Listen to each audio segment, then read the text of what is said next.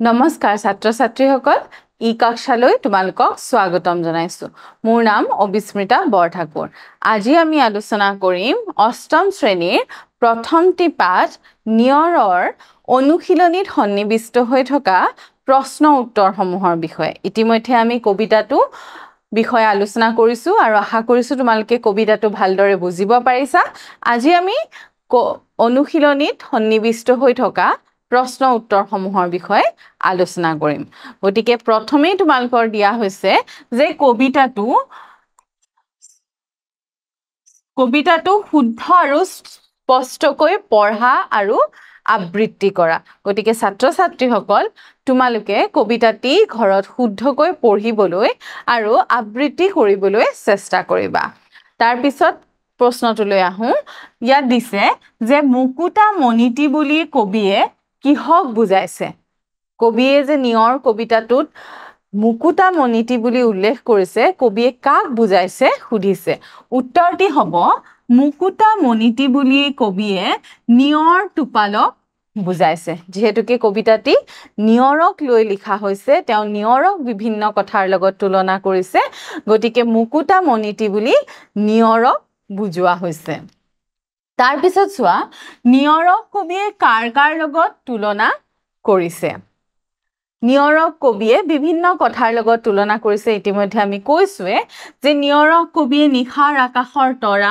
আৰু মুকুতা মণিৰ লগত তুলনা কৰিছে লগতে নিয়ৰক এটোপাল চকু পানীৰ লগতো তুলনা কৰিছে তাৰ পিছৰ প্ৰশ্নটো চোৱা নিয়ৰে হিয়াত কি হাসি থোৱাৰ কথা কৈছে কবিয়ে নিয়ৰে হিয়াত কি হাসি থোৱাৰ কথা কৈছে নিজম আকাশৰ নিচুক কথাটি হিয়াত হাসি থোৱাৰ কথা কৈছে কবিয়ে কৈছে যে নিয়ৰে নিশাৰ আকাশৰ নিস্তব্ধ আকাশৰ বহুতো নিচুক কথা নিজৰ হিয়াৰ মাজত সামৰি থৈছে এয়া হৈছে কবিৰ নিয়ৰক লৈ সুন্দৰ এক কল্পনা তাৰ পিছৰ প্ৰশ্নটোত আছে ফুলনিত কি ছিগি ৰৈ গ'ল ফুলনিত কি ছিগি ৰৈ যোৱাৰ কথা কবিয়ে কৈছে যেতিয়া কবিয়ে নিয়ৰৰ টোপালসমূহ ফুল পাত আদি পৰি থকা দেখিছে কবিয়ে কেনে ধৰণে কল্পনা কৰিছে তাকে সুধিছে কবিয়ে কৈছে যে এই ফুলনিত নিশা নচা নাচনীৰ ডিঙিৰ মণি ছিগি ৰৈ গ'ল বুলি কৈছে নিত্যৰতা পৃথিৱীৰ ডিঙিৰ মণিহে যেন সেই গছ ফুল পাতত পৰি আছে তেনেদৰে কবিয়ে কল্পনা কৰিছে তাৰ পিছৰ প্ৰশ্নটো সুধিছে কবিয়ে কি সৰি থকাৰ কথা কৈছে কবিয়ে নিশাৰ আকাশৰ তৰা এটি নিয়ৰ হৈ সৰি থকাৰ কথা কৈছে তাৰ পিছত দিছে কবিতাটোৰ মূল ভাৱ চমুকৈ লিখা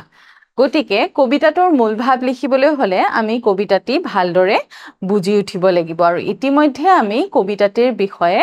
আলোচনা কৰিছো গতিকে তাৰ ওপৰত ভিত্তি কৰি আমি কবিতাটোৰ মূল ভাৱৰ বিষয়ে ইয়াতে আলোচনা কৰিম কবিতাটিত কবিয়ে প্ৰকৃতিৰ এক উপাদান নিয়ৰক লৈ বিভিন্ন কল্পনা কৰিছে নিয়ৰক তেওঁ বিভিন্ন কথাৰ লগত তুলনা কৰিছে নিয়ৰৰ সুন্দৰতাত তেওঁ অভিভূত হৈছে আৰু কবিতাৰ মূল ভাৱ এয়াই গতিকে আহাচোন এনেধৰণে আমি লিখিম প্ৰতিমাৰ খনিকৰ কবি চন্দ্ৰকুমাৰ আগৰৱালাদেৱৰ দ্বাৰা ৰচিত নিয়ৰ এটা ৰোমান্টিক কবিতা কবিতাটিত কবিয়ে প্ৰকৃতিৰ উপাদান নিয়ৰক বিষয়বস্তু হিচাপে লৈ কল্পনাৰ ৰহন সানি সুন্দৰভাৱে উপস্থাপন কৰিছে প্ৰকৃতিৰ ৰূপ বৈচিত্ৰ্যই মানুহৰ মনলৈ কঢ়িয়াই আনে অনাবিল সুখ প্ৰতিটো পুৱাই আমাক অজানিতে দি যায় আশাৰ বতৰা এই বৰ্ণময় বাৰ্তাৰ অন্যতম বাহক হ'ল নিয়ৰ তেওঁ প্ৰকৃতিৰ এক উপাদান নিয়ৰক লৈ কল্পনা কৰিছে আমি যেতিয়া প্ৰকৃতিৰ বিভিন্ন সুন্দৰ বস্তু ধুনীয়া গছ এজোপা যেতিয়া দেখো ধুনীয়া নদী এখন যেতিয়া দেখো আমাৰ মনটো ভাল লাগে মনলৈ নানা কল্পনা আহে ঠিক তেনেদৰে কবিৰো নিয়ৰৰ টোপালসমূহ দেখি নানা ধৰণৰ কল্পনা জাগ্ৰত হৈছে আৰু তাকে তেওঁ নিয়ৰ নামৰ কবিতাটিৰ জৰিয়তে প্ৰকাশ কৰিছে মুকুতা সদৃশ নিয়ৰ কণাবোৰ ঘাঁহ বনৰ ওপৰত কাহিলি পোৱাতে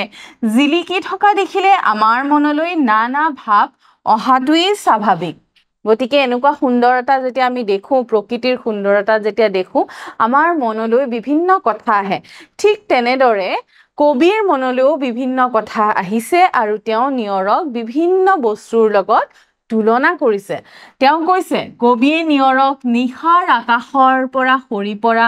তৰা নৃত্যৰতা পৃথিৱীৰ ডিঙিৰ পৰা ছিগি পৰা একোটা মণি অথবা পুৱাৰ পোহৰত সেমেকি উঠা এটোপাল চকু পানীৰ লগত তুলনা কৰিছে এইদৰে তেওঁ নিয়ৰৰ সৌন্দৰ্যত অভিভূত হৈ সুন্দৰকৈ নিয়ৰৰ বিষয়ে কবিতাটিত উল্লেখ কৰিছে গতিকে এয়াই হৈছে মূল ভাৱ কবিতাটিৰ বিষয়ে আশা কৰিছো তোমালোকে বুজিব পাৰিছা এতিয়া চাও আহাচোন কেইটামান শব্দ অৰ্থ কবিতাটিত থকা কেইটামান শব্দৰ অৰ্থৰ বিষয়ে আমি জানো আহা গতিকে শব্দ সম্ভাৰ বা অভিধান চাই তলৰ শব্দবোৰ লিখিবলৈ দিয়া হৈছে মই ইয়াতে অৰ্থসমূহ উল্লেখ কৰি দিছো তোমালোকে মন দি চাবা প্ৰথমে আছে ফটিক ফটিক শব্দৰ অৰ্থ হৈছে স্বচ্ছ বা নিৰ্মল বা পৰিষ্কাৰ আমি ফটিক পানী মানে একদম সাফা পানী পৰিষ্কাৰ স্বচ্ছ ভিতৰত কি আছে দেখা পোৱাকে যেতিয়া পানীখিনি আমি দেখো তেতিয়া তাক আমি কি বুলি ক'ব পাৰো ফটিক পানী বুলি ক'ব পাৰো শুভে মানে হৈছে শুৱনি কৰি তোলা দেখিবলৈ সুন্দৰ কৰি তোলা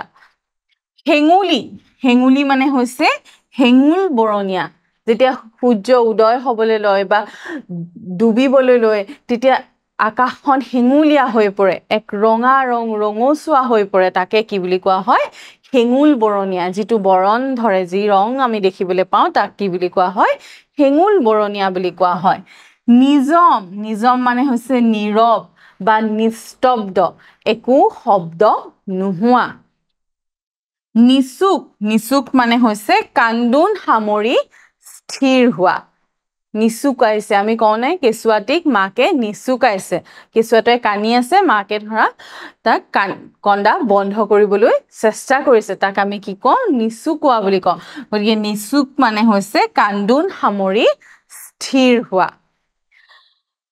এতিয়া তোমালোকৰ পাঠ্যপুথিত প্ৰসংগ সংগতি দৰ্শাই ব্যাখ্যা কৰিবলৈ কবিতাটোৰ এছোৱা কবিতা দিছে গতিকে সেইটোৰ বিষয়ে আমি আলোচনা কৰো আহা কবিতাটিৰ মাজৰ পৰা নিজম আকাশৰ নিচুক কথাটি হিয়াত হৈছে হাসি কোন কাহানীৰ সপোন দেখিছে কোনে হাঁহিছিল নাচি এই ছোৱা কবিতা